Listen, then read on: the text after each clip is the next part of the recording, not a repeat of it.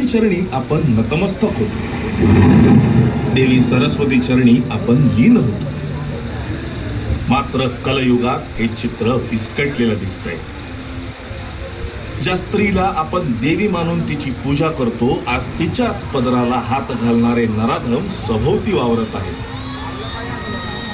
एका स्त्रीवर अत्याचार होतो, तिला मारून फेकून दिलं जातं आणि आपण काय करतो तर मेणबत्त्या पेटवून या गोष्टींचा निषेध करतो. छत्रपती शिवाजी महाराज म्हणायचे, स्त्री म्हणजे स्वराज्याच्या देवाऱ्यातली देवता.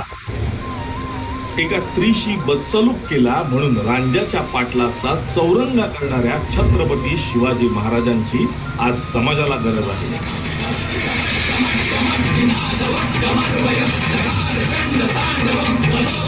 शिवा